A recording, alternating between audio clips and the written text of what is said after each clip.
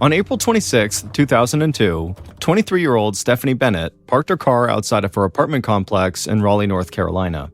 Stephanie was worn out from a long week at work, and so she was looking forward to relaxing and spending time with her friends over this weekend.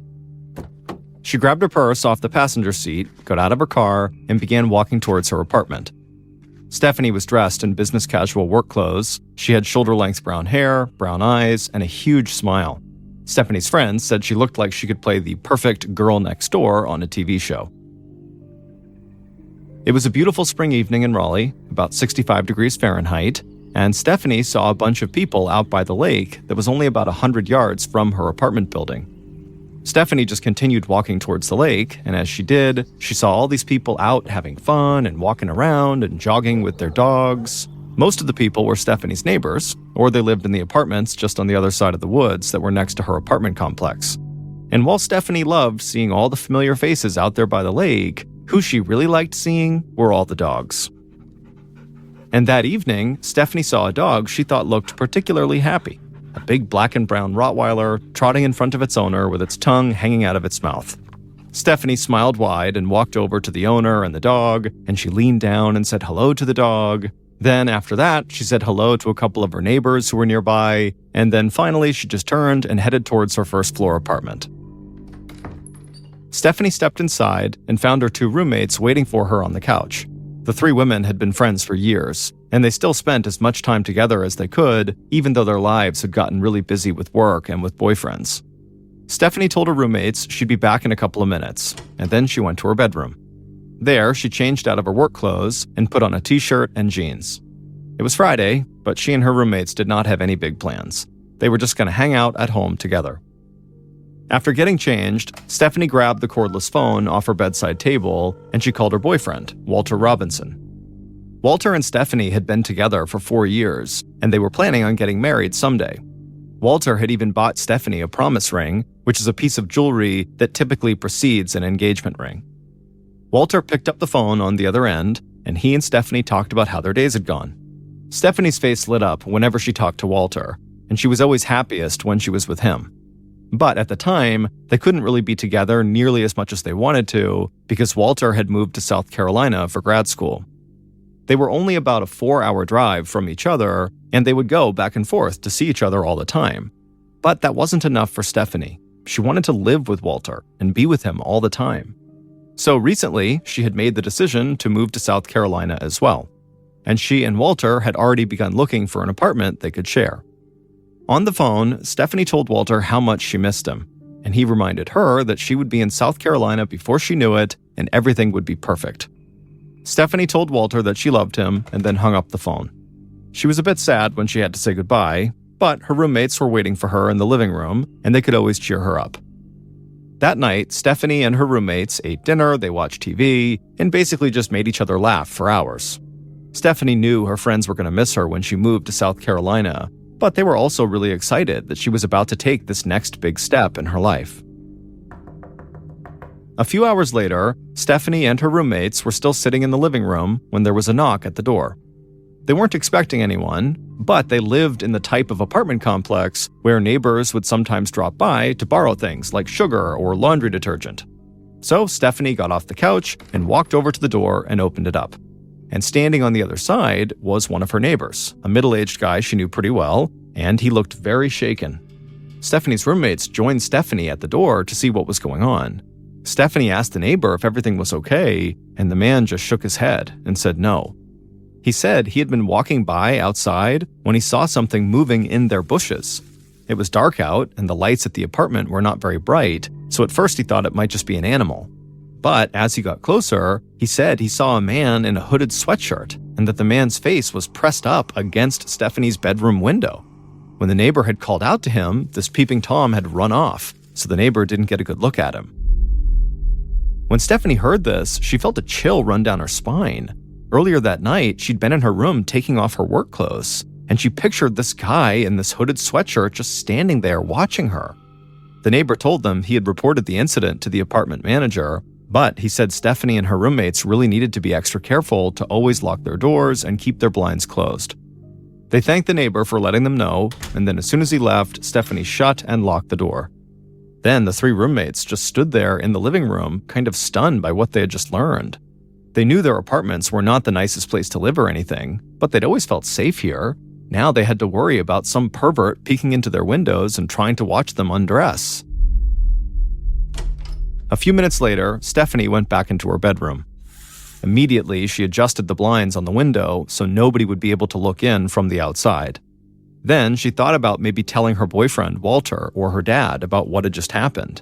She knew they both prided themselves on being strong Southern gentlemen who protected women, but in this case, Stephanie felt like there really wasn't anything either of them could do. The incident had already been reported, and knowing about it would just make her father and Walter angry and upset. And so Stephanie told herself everything would be fine, and in just a couple of months, she'd be long gone to South Carolina, far away from this apartment and the creep who tried to spy on her. On May 20th, 2002, so almost a month after the Peeping Tom incident, Stephanie was getting back home from work again. She got out of her car and she saw people walking around the lake like usual, but this night she didn't stop to talk to any dogs or any of her neighbors. Instead, she went straight to her apartment. The truth was, Stephanie had been feeling anxious and upset all day.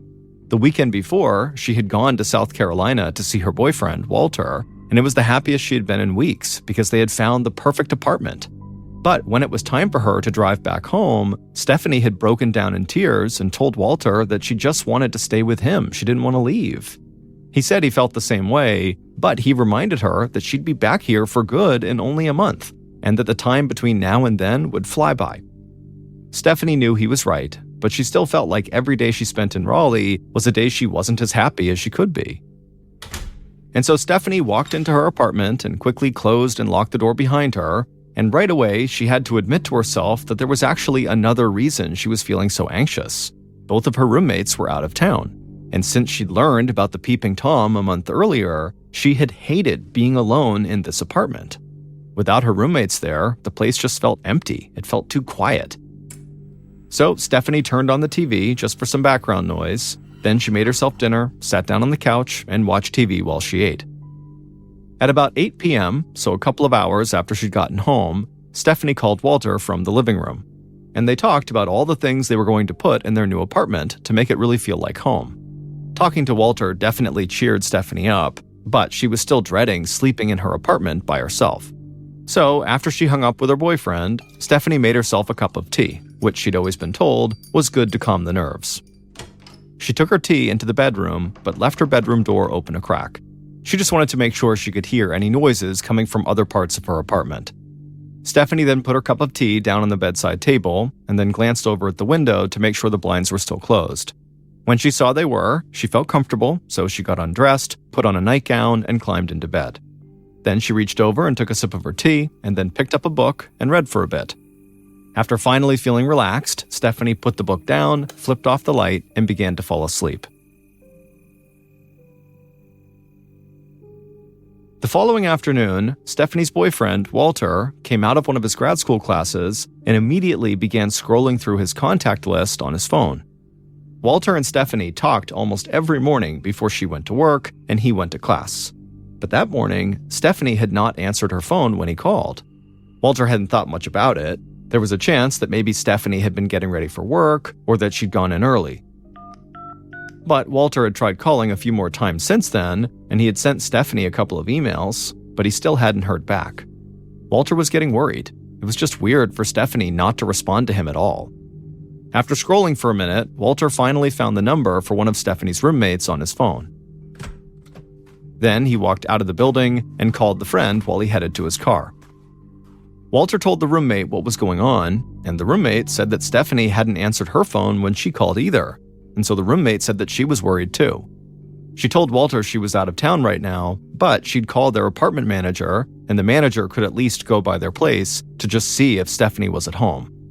Walter thanked the roommate and then tried to convince himself that everything was going to be okay. At 3:30 p.m., the apartment manager approached Stephanie's door. Stephanie's roommate had given the apartment manager permission to unlock the apartment and go inside. And so, after knocking and not getting an answer, the apartment manager pulled out a key and opened up the door and walked into the living room. And right away, nothing looked out of the ordinary. So she called out to see if anybody was home, but the place was silent. So the manager walked into the hallway that led to each of the 3 bedrooms. Stephanie's bedroom door was closed, but the door across the hall was open just a crack. So the manager walked down the hallway and looked through that crack into that room, and what she saw caused her to turn and run down the hall screaming. And then once she got outside, she frantically pulled out her phone and called 911.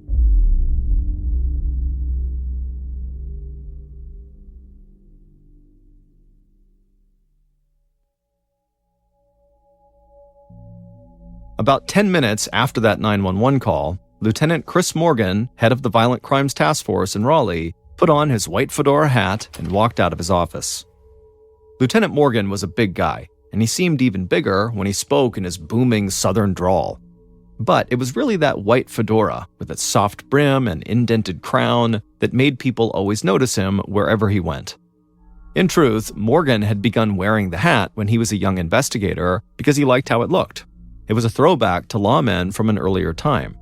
But Morgan had proven to be a highly skilled detective, and the more crimes he solved, the more attached he became to this white hat. Over time, Morgan had started to see the hat as some kind of a magical charm that helped him close case after case. A little before 4 p.m., Morgan arrived at Stephanie's apartment. Other officers and crime scene analysts were already hard at work. One of the officers greeted the lieutenant and then quickly ushered him down the hallway to one of the bedrooms. Morgan stepped inside the bedroom and looked down at the floor. Right away, he took up his fedora and stood there respectfully for a full minute, not moving or talking. Everyone who worked with Morgan knew that his big outward persona was actually just a small part of who he was. Inside, Morgan was a highly empathetic person, and it was his empathy that really made him such a great cop. He had worked violent crimes for years, but he still felt heartbroken every time he saw a victim. Violent crimes were an attack on his community and a robbery of everything the victim would have experienced in their life. After his moment of silence was over, Morgan put his hat back on and crouched down to the floor. He was looking at one of the most gruesome crime scenes he'd ever witnessed. The young woman lying there had already been identified as Stephanie Bennett, and Stephanie was lying on her back, naked, with her arms and legs stretched out to the sides. There were ligature marks on her wrists and ankles from where she had clearly been tied up. There was a dark purple mark around her neck, and there was a pair of blue women's underwear stuffed inside of her mouth. Lieutenant Morgan was sure the mark on Stephanie's neck meant she had been strangled to death, but Morgan just couldn't get over how pronounced that mark on her neck was. Whoever had done this to Stephanie had inflicted as much pain on her as they possibly could. Then Lieutenant Morgan called over one of the crime scene analysts. He wanted confirmation of something he already knew to be true. He told the analyst he believed there were clear signs of sexual assault, and the analyst agreed. Morgan stood up. He felt angry and sick, but he knew that in the case of sexual assault, there would be DNA samples from the attacker on the victim's body, and that was evidence Morgan could use to catch the person who did this. Looking around the room, Morgan saw that the window was closed, but the window screen had been removed. He thought there was a chance that that window was how the killer had entered the apartment. But Morgan also noticed several photos on the wall in this room that were of a young woman who was not Stephanie, so he assumed that this was actually not Stephanie's bedroom. So Lieutenant Morgan walked to the bedroom across the hall, and right away he saw pictures of Stephanie and her friends and family in there, so he knew this was her room. And so for some reason, the killer had carried out their attack on Stephanie in her roommate's bedroom. Morgan thought, perhaps the killer just wanted to stay close to their exit route, which would be through the roommate's window. Morgan walked around Stephanie's bedroom, and the way it was decorated really hit him hard. There were stuffed animals on the bed and Harry Potter books on the shelves. All he could think was that Stephanie was barely older than a kid, and some horrible person had crept in here and taken everything from her. Morgan also started thinking about all the apartment complexes near the lake. They were home to a lot of other young women like Stephanie, so Morgan really had to act fast to make sure this did not happen to anyone else. At 9 a.m. the following morning, Lieutenant Morgan and his investigative team were back at Stephanie's apartment complex. They had only wrapped up their initial search a few hours earlier, so most of them had barely slept. but nobody would know that from looking at Morgan. He was full of energy when he walked around the complex to meet up with Stephanie's neighbors. He wanted to know if anybody had seen or heard something on the night of the murder. But nobody had noticed anything strange. In fact, it had been so quiet that the neighbors who shared a wall with Stephanie's bedroom said they hadn't heard any noise at all. Morgan had his team collect information on everybody they could find at the apartment complex. But because of the nature of the crime, the sexual assault and very violent murder, he figured they were looking for a man. Normally, Morgan's first suspect would have been Stephanie's boyfriend, Walter, because in the United States, almost 35% of female murder victims are killed by an intimate partner. But the night before, Morgan had contacted Walter in South Carolina, and the young man had completely broken down on the phone when he heard about what happened to his girlfriend. And Morgan's team was quickly able to locate multiple witnesses who had been with Walter at the time of the murder. So Morgan turned his attention to the men in Stephanie's apartment complex, and he found that almost every man his team spoke to was willing to provide DNA samples.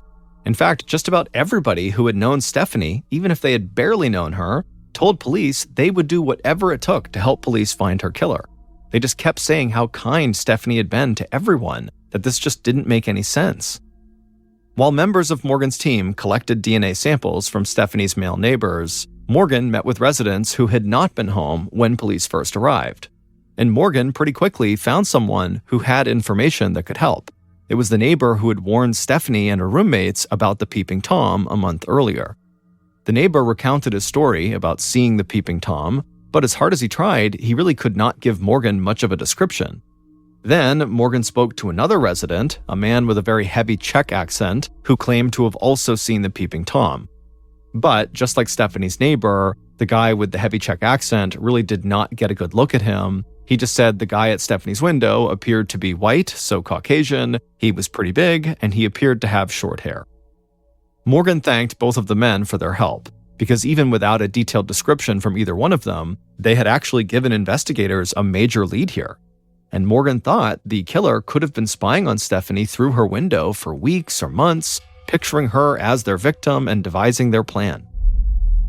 So Morgan rounded up his team and told them to start looking for anyone who might fit the limited description they had of this peeping Tom. Then, Morgan returned to Stephanie's apartment to see if maybe there was anything he might have missed. But what Morgan didn't know was someone was watching him while he was doing this. They were hidden in the shadows of the parking lot, and they could see everything that was going on. After speaking to Stephanie's neighbors, Lieutenant Morgan had focused his investigation on finding this peeping Tom. But so far, police had come up empty in their search. Lieutenant Morgan encouraged his team to please remain patient because he believed the peeping Tom would slip up and they would eventually get him. Because Morgan was convinced this peeping Tom would not just stop with Stephanie, they would start looking for another victim.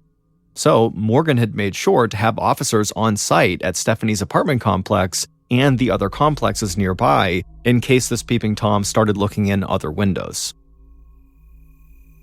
On the night of June 3rd, so roughly 2 weeks after Stephanie was murdered, a young police officer was walking the grounds of one of the apartment complexes near Stephanie's. And suddenly, this officer heard something coming from the bushes a few yards away. The officer quickly crouched down behind a nearby wall so he'd be out of sight. And then the officer craned his neck around that wall, and he focused on the bushes, and there he saw a man standing in them looking through an apartment window. The young officer saw this man, this peeping Tom, lean his face right up against the glass, and then he also saw this peeping Tom undo his belt and then reach into his pants. The moment this happened, the young officer radioed for help and then got out from behind that wall and began sprinting towards this guy in the bushes. The peeping Tom heard the officer, turned, and started to run. The young officer sprinted after him, but the peeping Tom was fast. However, just then, 2 more officers came running out of the darkness from the other direction, and they leapt at this man and tackled him to the ground. The peeping Tom tried to break free, but the officers kept him pinned down and got him handcuffed.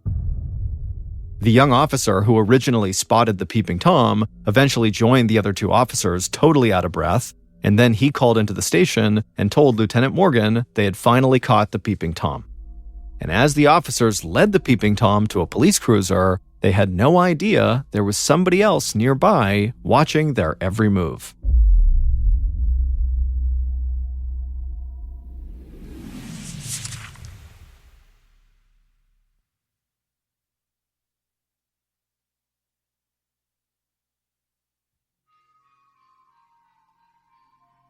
Later that night, the Peeping Tom sat in an interrogation room at the police station.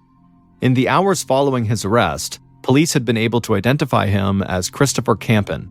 He was 34 years old, he had short hair that matched the description police had gotten, and he had an extensive criminal record. Christopher had been arrested multiple times on misdemeanor charges for, quote, secret peeping, end quote, also stalking, and also exposing himself. And those were all acts that police considered potential gateway crimes that could eventually lead someone to commit full-blown sexual assault or even murder. So, for the first time since Stephanie had been murdered, Lieutenant Morgan thought he had a real potential suspect here. Morgan stepped into the interrogation room and sat across from Christopher. Morgan took off his white fedora hat and put it down on the table, and then greeted Christopher in his booming voice. And that voice, and Morgan's sheer size, made Christopher immediately shift in his chair uncomfortably and look down at the floor.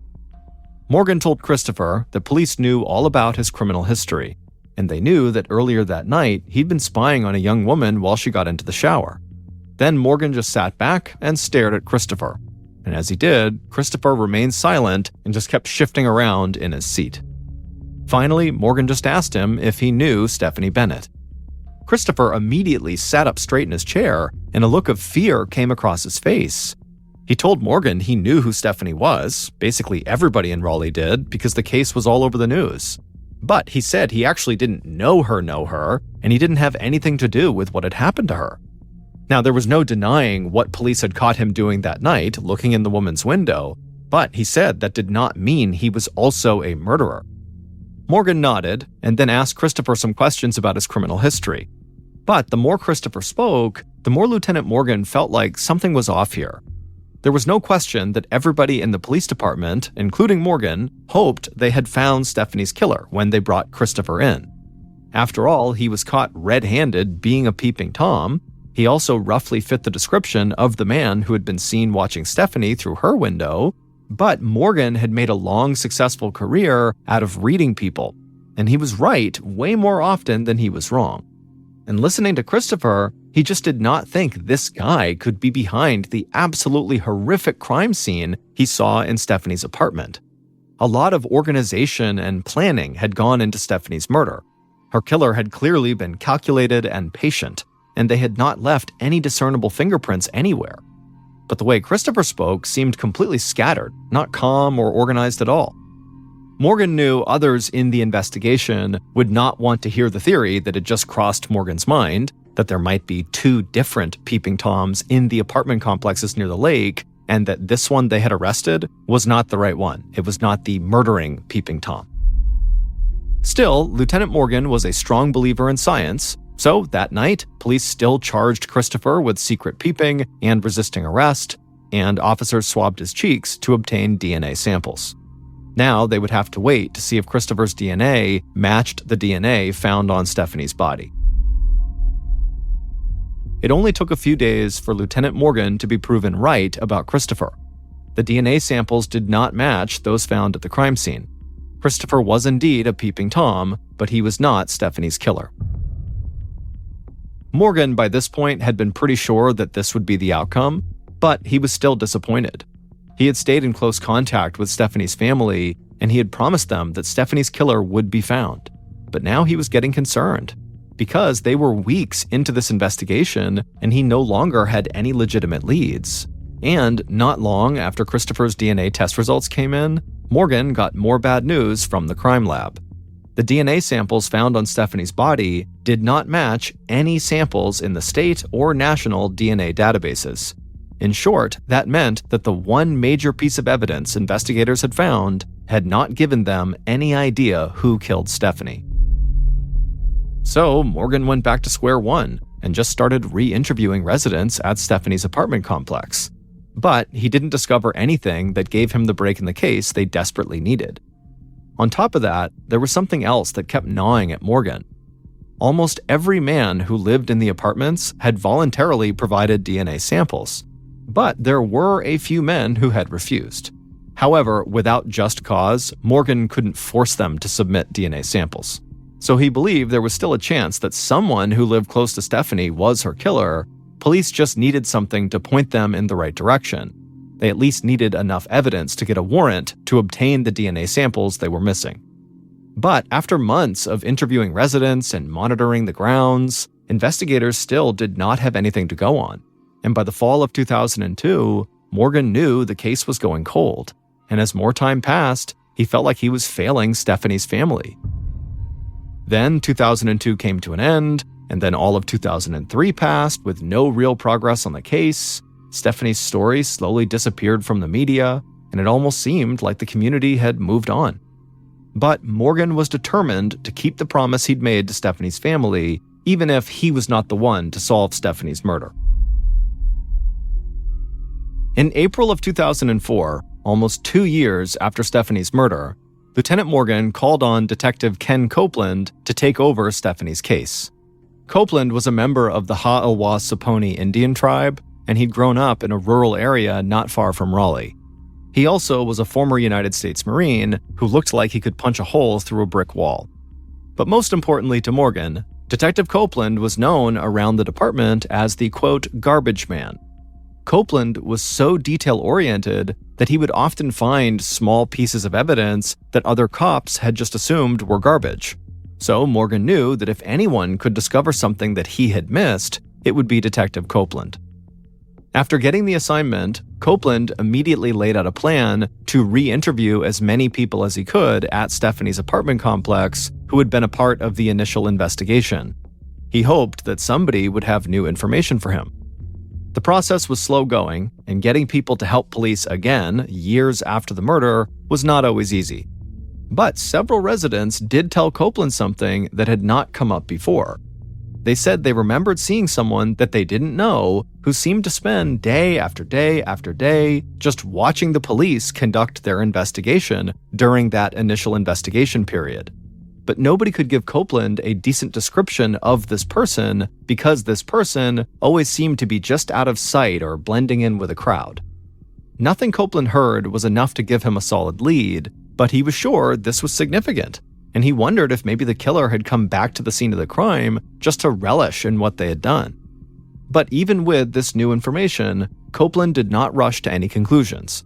He was trying to rebuild this case from the ground up, and he was confident his method would pay off.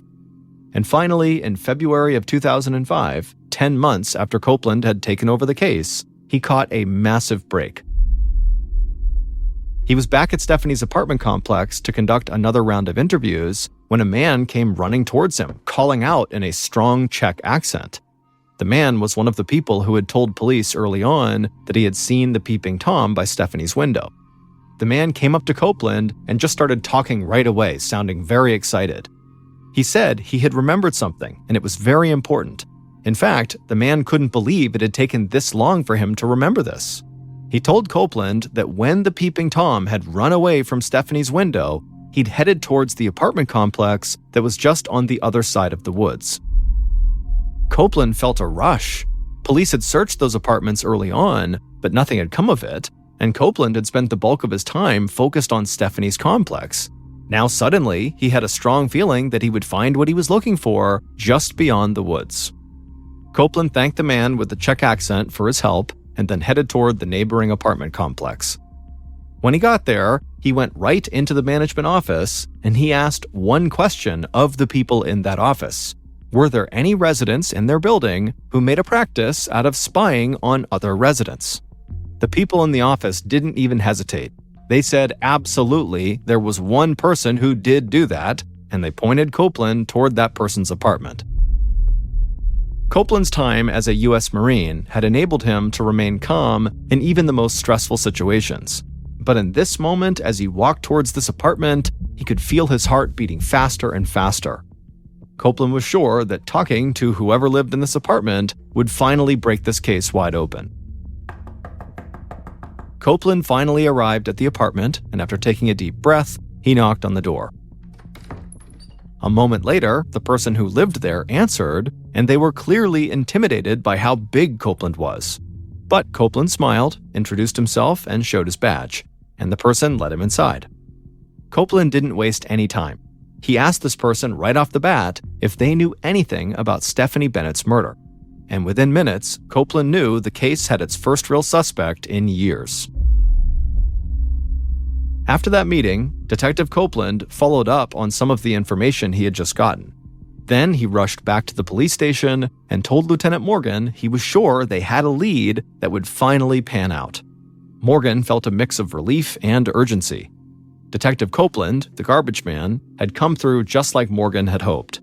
But Morgan knew they had to make sure they had enough evidence to convict their new suspect in court.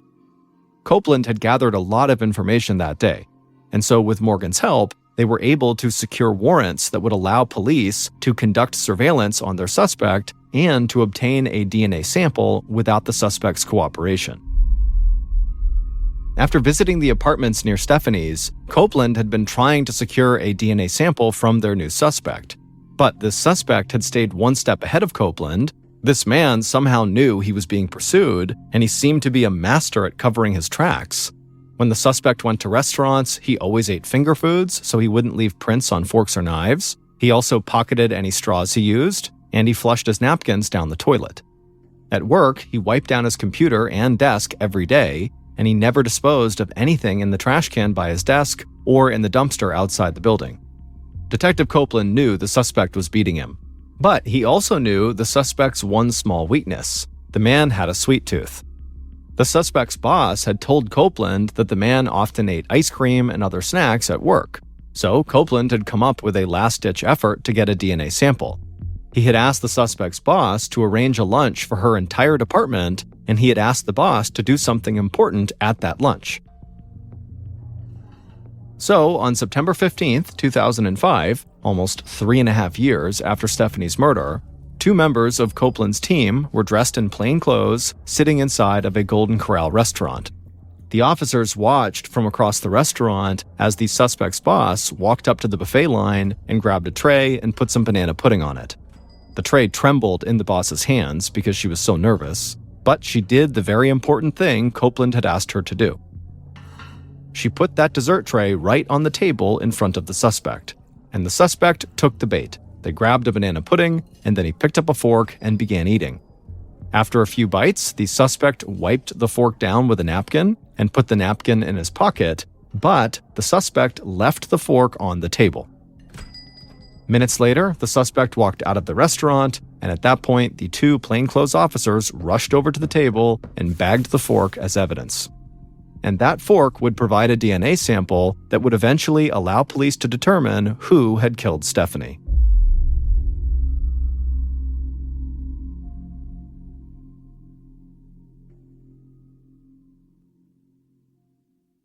Based on interviews, DNA samples, and evidence found at the crime scene, here is a reconstruction of what police believe happened to Stephanie Bennett on the night of May 20th and the early morning of May 21st in 2002.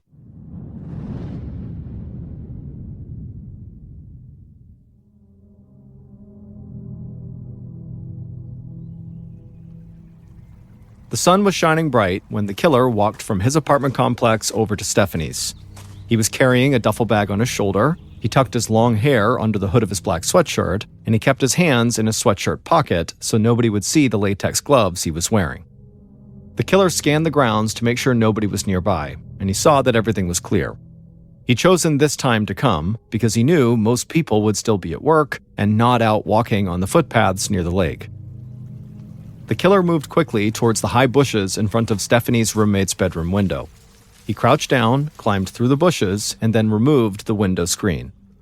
The window itself was locked, but the killer knew it was not that secure.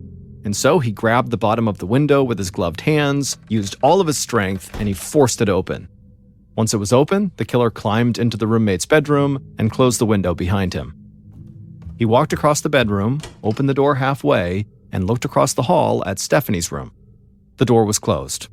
Satisfied, the killer turned back around and went inside of one of the roommate's closets, and once he was inside, he positioned the door so it was barely open a crack so he could still listen to what was going on in the apartment, and then the killer put his bag on the closet floor He sat down and he waited for hours. Finally, at about 6 p.m., the killer heard the front door unlock and open. He held his breath. He knew he still had to wait just a bit longer. The killer heard the TV turn on in the living room, then he smelled food cooking in the kitchen, and he listened as Stephanie spoke on the phone. All the while, the killer just kept breathing slowly so he would stay calm and patient. Finally, hours after Stephanie had gotten home, the killer heard her coming down the hall. From his spot in the closet, he not only could see Stephanie walk into her bedroom, but he could see her in the bedroom. She left her bedroom door open. So the killer watched Stephanie as she got undressed and put on her nightgown. Then he saw Stephanie grab a book and get under her covers, and he waited while she read.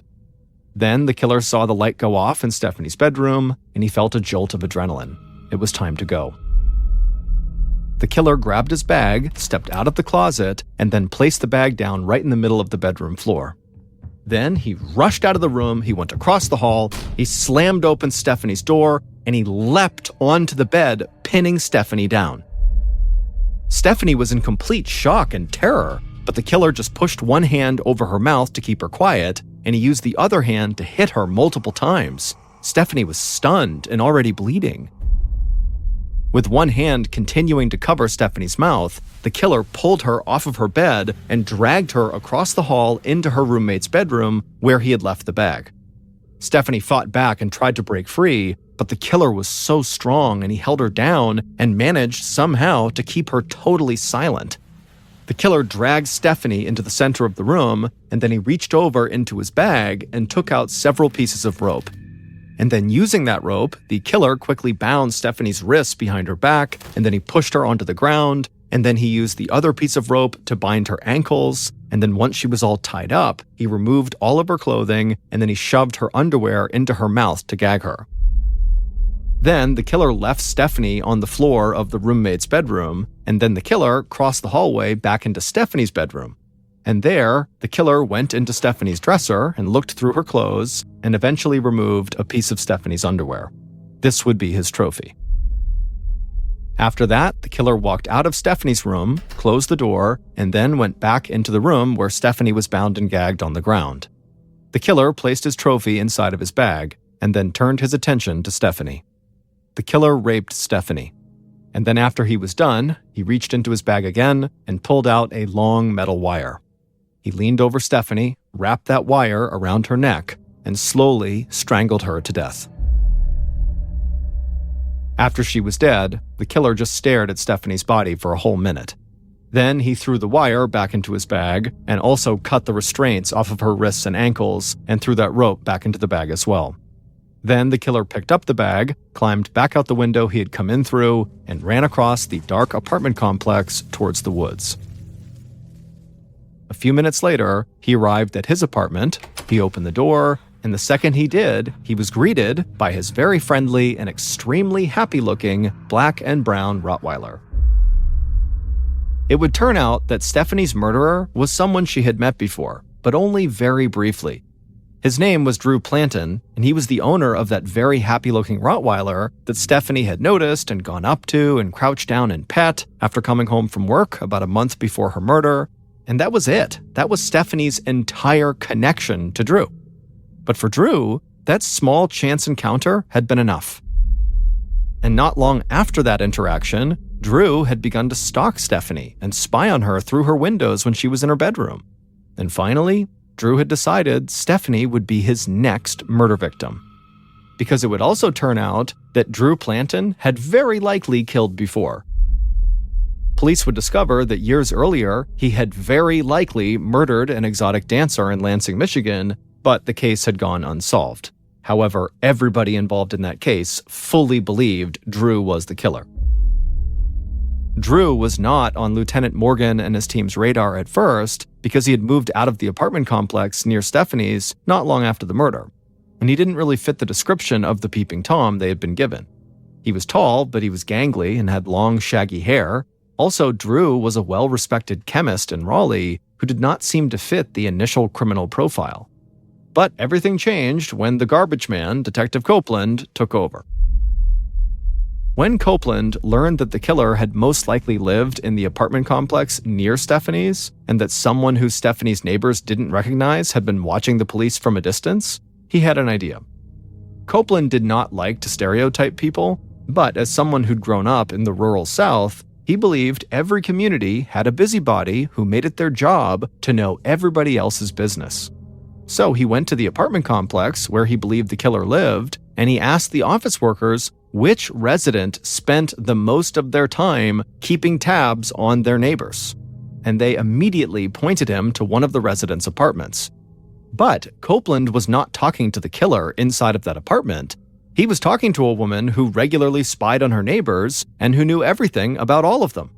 And it turned out she was the person who had spent a lot of time lurking around the apartment complexes near the lake, watching the police investigation unfold. And that woman told Copeland he really needed to talk to Drew Planton, a man who used to live in an apartment close to hers and who had a pet Rottweiler. She said Drew had always creeped her out, but more importantly, she had seen him several times before the murder, hanging around near the apartment where Stephanie would be killed. And Copeland got confirmation from a few of Stephanie's neighbors, including the man with the heavy Czech accent, that they had often seen a man walking a Rottweiler around their apartment complex, and there was a chance that man could have been the peeping Tom they saw outside of Stephanie's window. So Copeland came to believe that Drew was very likely Stephanie's killer. Drew was able to elude police for a while, but eventually his love of sugar brought him down. Copeland knew nobody would eat banana pudding with their hands, so he set up his sting operation with Drew's boss, and sure enough, a partial DNA sample taken from the fork Drew used to eat the pudding showed that he was most likely Stephanie's killer. And that was enough to convince Drew's boss to continue helping the police, and she would ultimately secure a pair of gloves Drew had used at work before he could throw them away. And those gloves provided police with a more complete DNA sample that would be strong enough to hold up in court, and that did make it clear that Drew really had murdered Stephanie. In court, Drew Planton refused to walk, speak, or even open his eyes. He acted like he was in a totally catatonic state. But Drew was not catatonic, and ultimately he would commit suicide in jail before a verdict could be handed down. In 2004, 16-year-old Misty Tasker was a typical American teenager living in Live Oak, Florida, which is a small rural town right in the middle of the state. One Saturday evening in January, she and her mother attended a church service. Afterwards, they hopped in her mother's truck and they got on the country highway and began making their way home. Their house was just 20 minutes down this highway. It was a straight shot. And this highway was pretty desolate. There were no streetlights. It was actually a dirt road despite being a highway. And it was just thick forest on both sides of the road the entire way. There were no buildings or houses between the church and their neighborhood. Misty's mother was already a very anxious driver who would keep both hands on the wheel. She would sit up and kind of hunch over the wheel and keep her eyes intently focused on the road. But at night, her driving anxiety would shoot through the roof because she had really bad eyesight. And so she would go to great lengths to not drive at night to avoid that high level of anxiety. But the church service they had just come from had run a little bit long, and so now Misty's mother is driving with the sun starting to set, and she's going as fast as she can to try to get home before it gets too dark.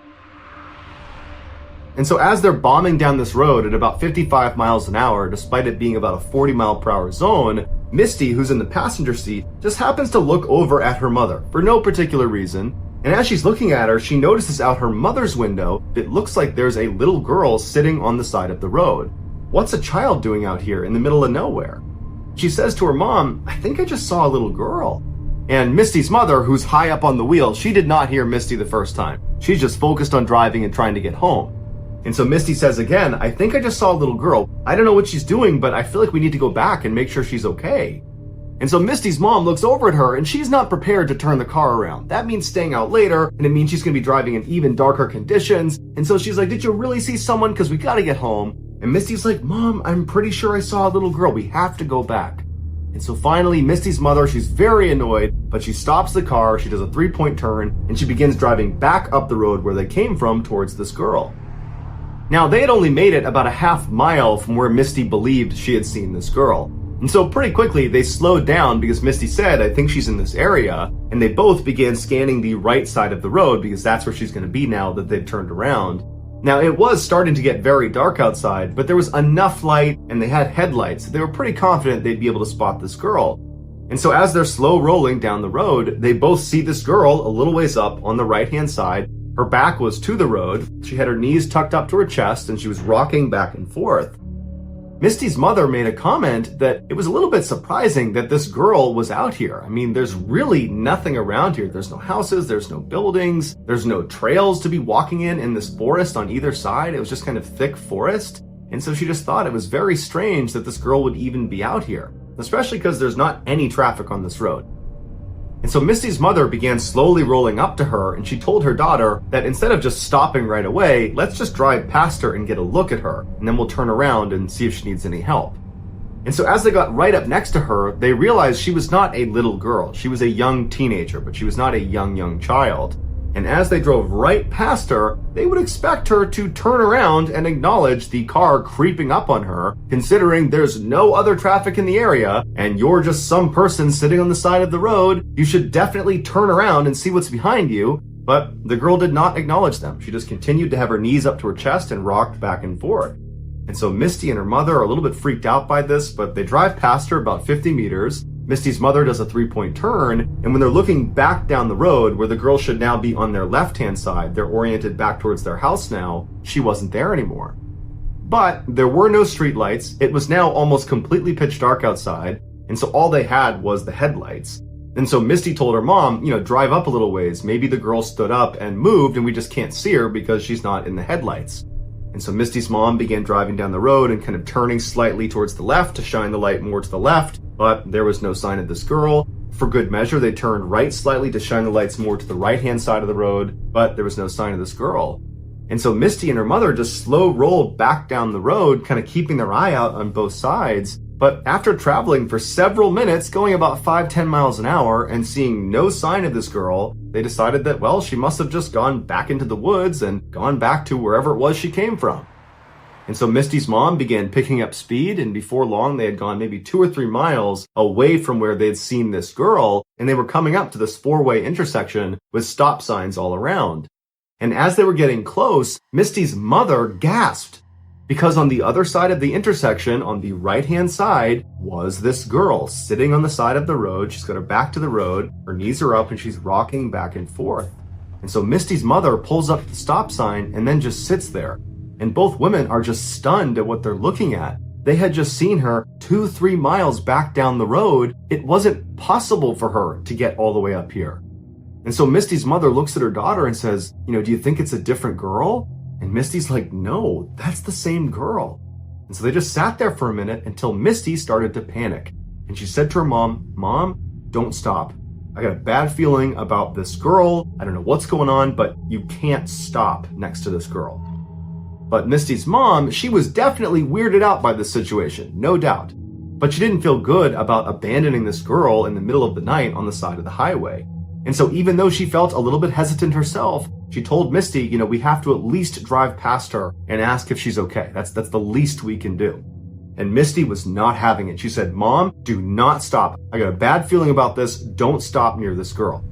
But Misty's mom let up off the brake and began slow rolling past this intersection. And now at this point, Misty is just absolutely terrified. And so she takes her seatbelt off and she goes down into the footwell right in front of her seat. And she closes her eyes and covers her ears, and she just continues to beg her mother to just please keep going, don't stop. But her mother just continues on until she stops right next to this girl who's still just sitting on the side of the road with her back to the road. She's got her knees up, she's rocking back and forth. She's not acknowledging Misty or her mother. And so Misty's mother turns to her daughter and says, please roll down your window. And Misty refuses. She's still down in the footwell, still in the fetal position. She's crying and she's still begging her mother to please just go home. And so Misty's mother, frustrated, reaches across the passenger seat. She rolls the window down, and Misty, who's down in the footwell, all she remembers is sitting there covering up her ears, and she's crying, and she opens her eyes and she's looking up towards her mom, who's reaching over the seat, and her mom yells out to this girl.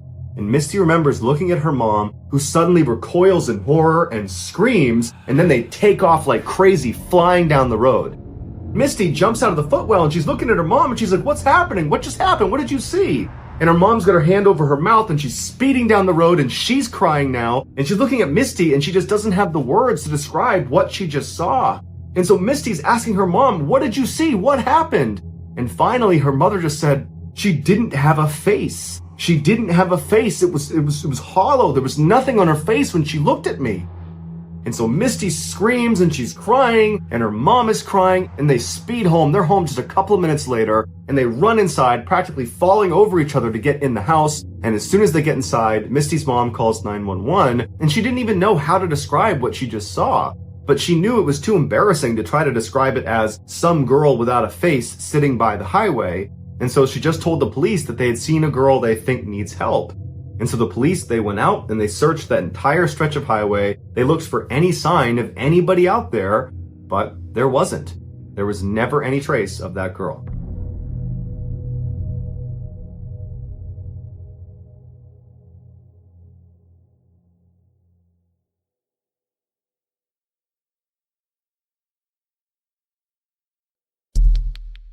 Our next story is called Just Teeth.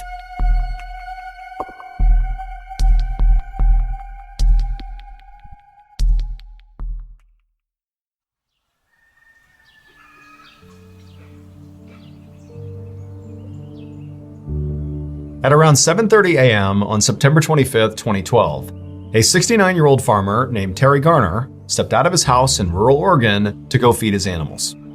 He stopped first at his enclosed yard, where he spread some seed on the ground for his chickens and turkeys, and then he headed over to his pen, where he was raising 4-horned goats, which are goats that grow 4 horns instead of 2. And after picking up some hay and tossing it in with the goats, Terry just stood there and smiled as he watched the animals eat. Terry loved his animals. He actually had previously been a butcher for most of his life, but 6 years earlier, when he had retired, he had kind of gone the opposite direction, basically housing all these animals and treating them basically like people. In fact, he was so devoted to his animals that sometimes when the nearby river would flood, he would move all of his animals into this house he had built on his property just for the animals to make sure they were safe. And if you ever went to visit Terry at his property, it was pretty common to see a lot of the chickens and other birds just kind of hanging out on the front porch of Terry's house. He didn't care. He liked having them around. But of all the creatures that Terry took care of at his farm, the animal he loved the most were his pigs. Now, normally when farmers raise pigs, they grow them to about 250 to 300 pounds, and then they sell them to butchers to be slaughtered. But that's obviously not what Terry was doing here.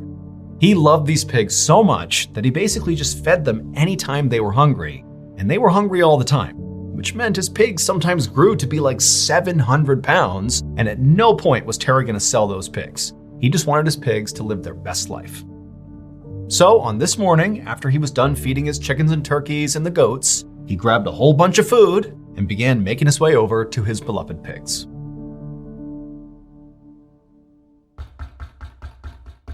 A few hours later, a member of Terry's family arrived at Terry's property and knocked on his door. This family member had called Terry earlier in the day and Terry hadn't picked up. Now that in and of itself was not that uncommon. Terry was a busy farmer, but Terry always called people back, and so far he hadn't.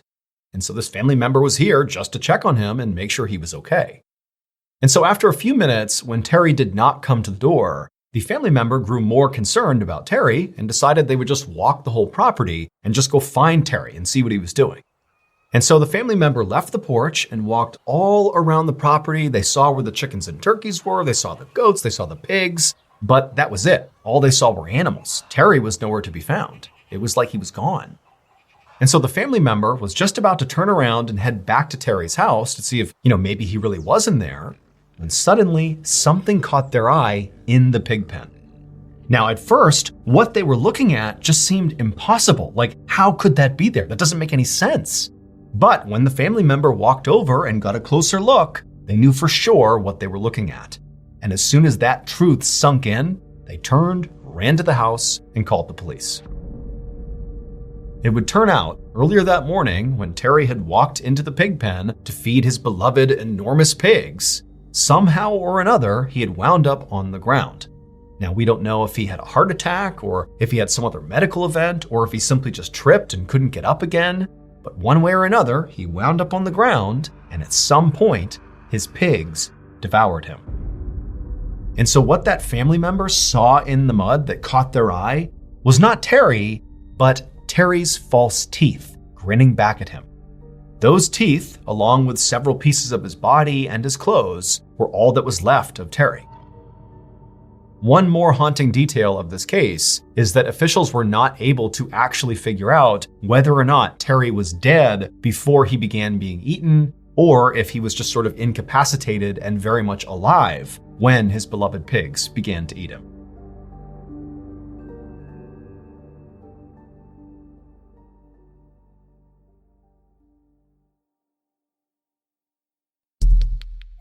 The next and final story of today's episode is called Hell on High Water.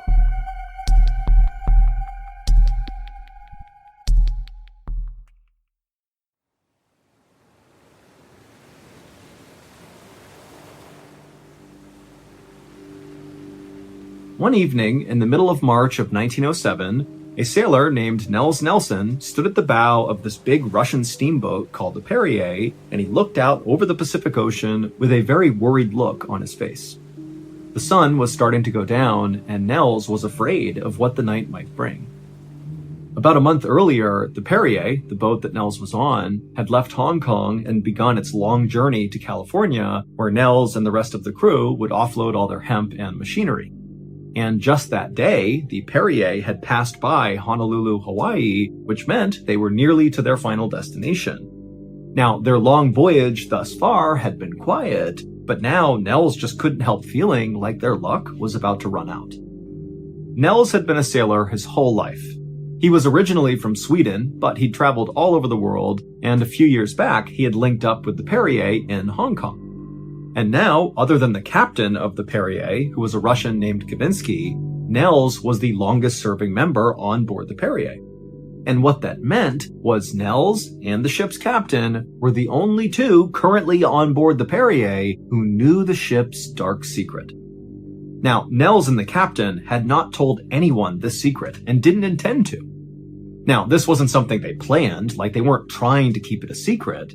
Instead, it was just kind of this unspoken agreement that we're just never going to talk about this. But at the last port in Hong Kong where the ship was docked, the previous entire crew of the Perrier, minus Nels and the captain, had all deserted because of this secret. And so now Nels and the captain were left to kind of keep this information to themselves and go out and solicit a new crew to come on board the Perrier to go to California, but they did it without telling these people about this dark secret.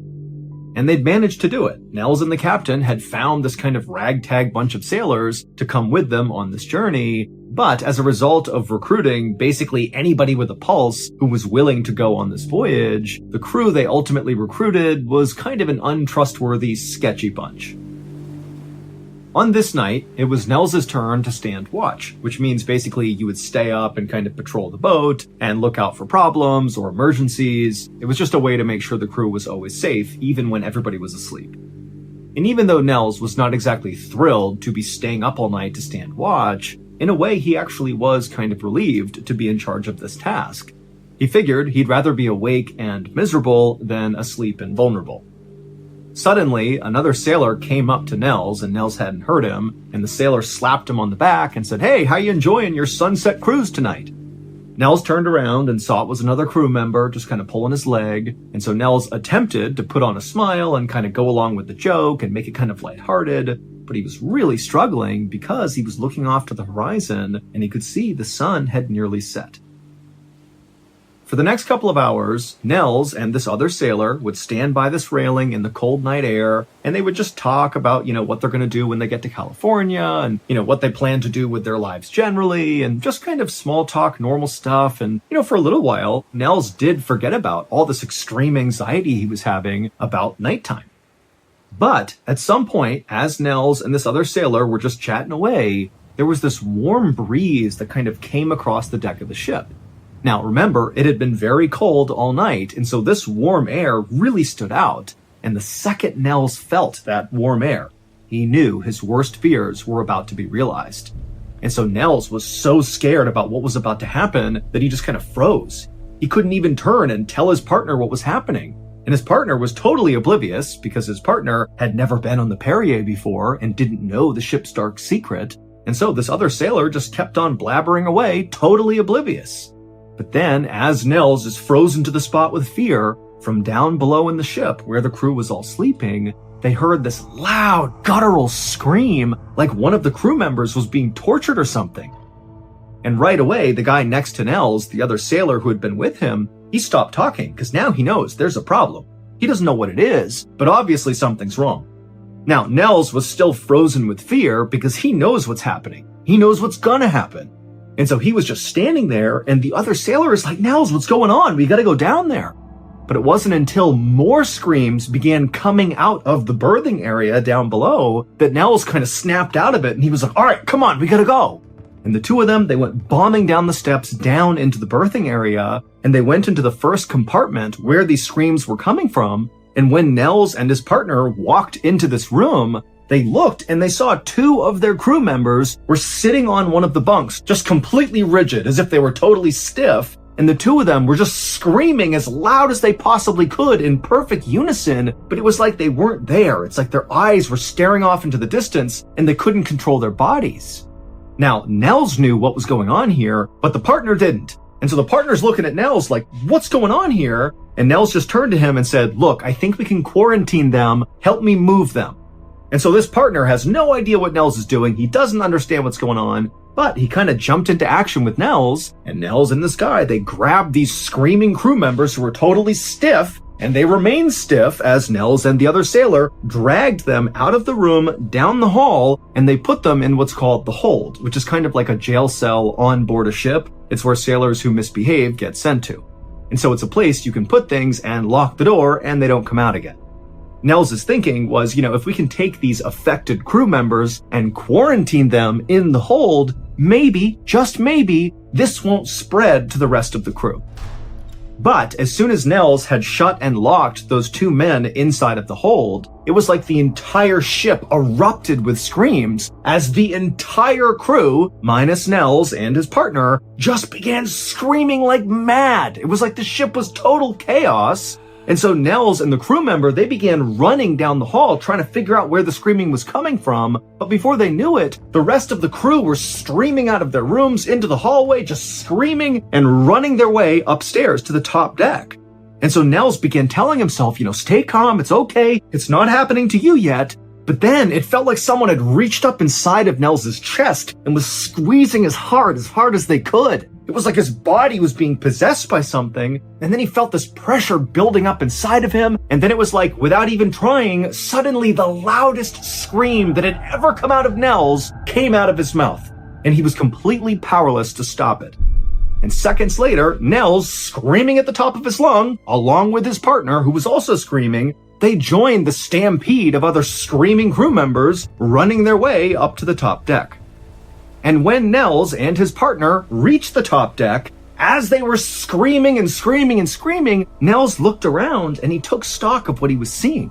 Again, he's literally screaming this entire time and can't stop it. And he's seeing that's what everybody else was dealing with. There were sailors who were clawing at their faces, almost like they were trying to stop themselves from screaming, but that wasn't doing anything. Others were holding their throats, attempting to stop the screaming. Some others were running into walls and grabbing and fighting with each other. I mean, it was absolutely chaos. And so Nels, he's kind of taking stock of this whole situation, still screaming, and then he notices one sailor in particular, and Nels knew exactly what was going to happen. That one sailor, who Nels did not know well, he was one of the sketchy crew members who were picked up in Hong Kong, he stopped screaming. And Nels could tell because there was this look of absolute calm over this sailor's face. And he was down on all fours, almost like an animal, right out in the middle of the top deck. And Nels, as he continued to scream, watched as this young, now very quiet sailor started to move across the deck like an animal. And as he did, he got faster and faster, like he was galloping on all fours, and he was headed straight for the railing of the ship. Now, Nels, in his conscious mind, he knew what was going to happen next, and he wanted to stop it, but just like he couldn't stop his own screaming, he was powerless to stop what was about to happen to this young man. And sure enough, Nels watched in horror as this galloping young sailor went full speed to the railing and then just leapt clear over it and splashed into the water below. and the second he hit the water, it was like everybody on the ship broke out of their trance. The screaming stopped, and it was eerily quiet. And one by one, each of the crew who had kind of broken out of their trance now began looking around, having no idea how they just wound up on the deck and what was even going on. And they looked at each other to try to figure out, like, do you know what just happened? But nobody knew. And then this very tense silence was broken when one of the crew members who had seen that young man gallop and leap over the side, this crew member, he yelled, "Hey, man overboard, someone jumped over." And it was like that was the thing that everybody was going to focus on. We're going to forget about this absolute craziness that just happened, and we're going to try to rescue this guy. But despite lowering down rowboats and paddling around for nearly an hour and yelling out for this guy and turning their ship around over and over again, they never found him. He never made a single noise, nothing. He just vanished into the night, and that was it. And so after about an hour of searching, the search was called off, and this sailor who had leapt over the edge was declared dead. And once he was declared dead and the rest of the crew were all back on board the Perrier, standing on the top deck, looking around like, what just happened? Nels and the captain looked at each other and nodded, because they knew they would have to tell the crew what just happened. They would have to share this ship's dark secret.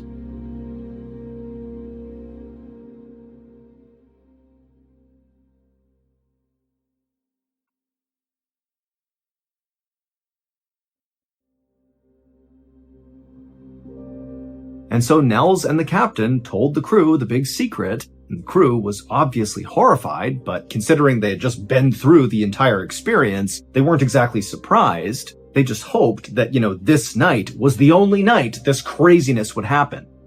But the following night, the same thing happened. Everybody screamed, went crazy, ran up to the deck, somebody leapt overboard. The next night, same thing happened as well. The next night, so 4 nights in a row of this, the captain just could not take it anymore, and when he heard that first scream echo through the ship, the captain grabbed a pistol, put it to his head, and fired. In early April, the Perrier finally reached San Francisco, California, where the crew was supposed to offload their hemp and machinery.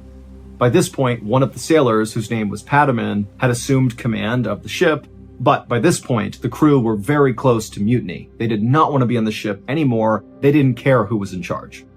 And in fact, once the Perrier got even just within sight of land, there were 9 sailors still on board the Perrier who stole one of the rowboats, lowered it down to the water, and just paddled to land to get away from the Perrier as fast as they could. They didn't even ask to be paid. They just wanted to get away. Nels and the few remaining crew members on board the Perrier docked it in San Francisco, California. They unloaded the hemp, and then the crew actually got back on the Perrier and set sail again and sailed to Santa Monica, California, which was not a very far distance, where they would offload the machinery, so the rest of their haul.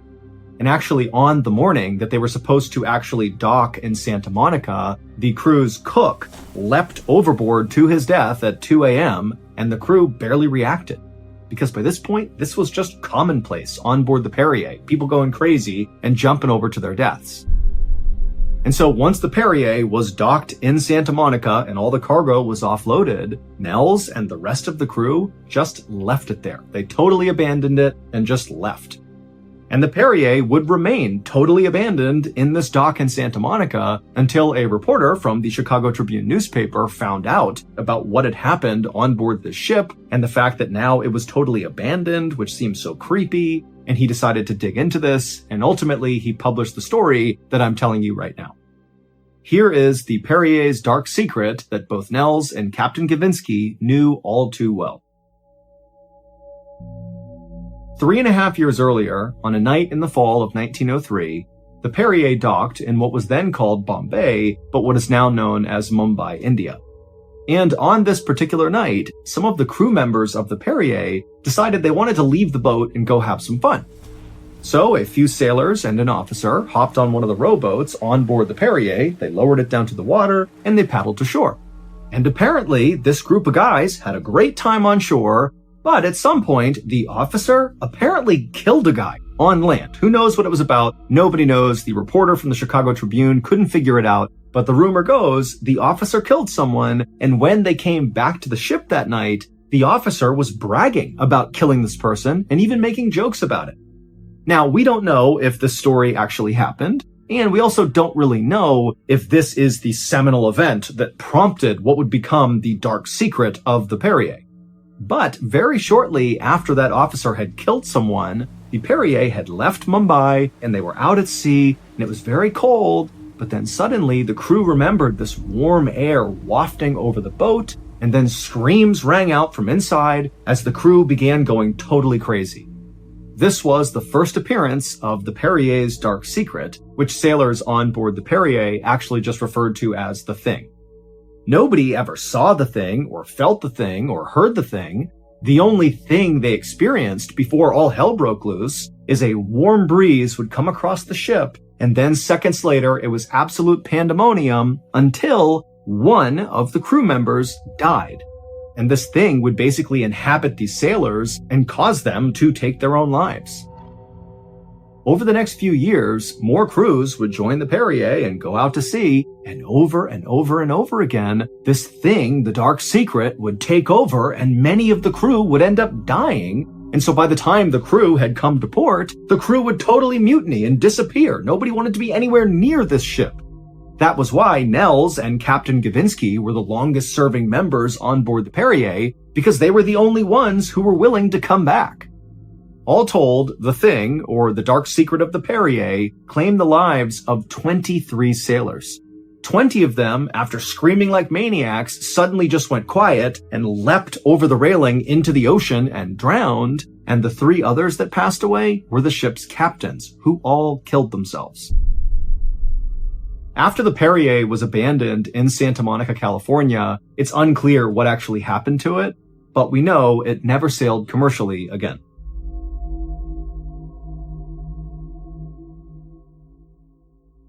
City lights begin to glow. Every road keeps moving forward to places we don't know. You wake up on the other side of a sunrise I can't see. Different streets and different stories, different versions we could be. Everybody has a playlist for the moments in their day. Some are running till tomorrow, some are finding their own way. Maybe we're like distant stars, shining through a different view, living under separate skylines, still connected like we always do. We're under different skies, chasing dreams in different colors, different roads, different lines, but we're never far.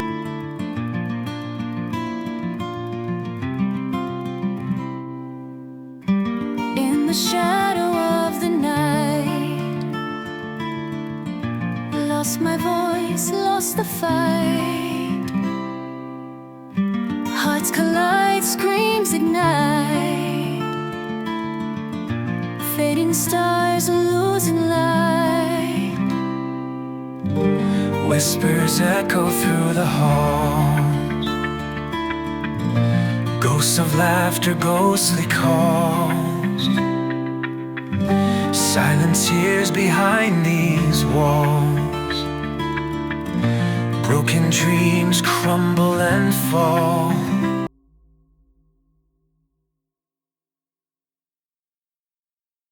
A quick note about our stories. They are all based on true events, but we sometimes use pseudonyms to protect the people involved, and some details are fictionalized for dramatic purposes. The MrBallen podcast, Strange Dark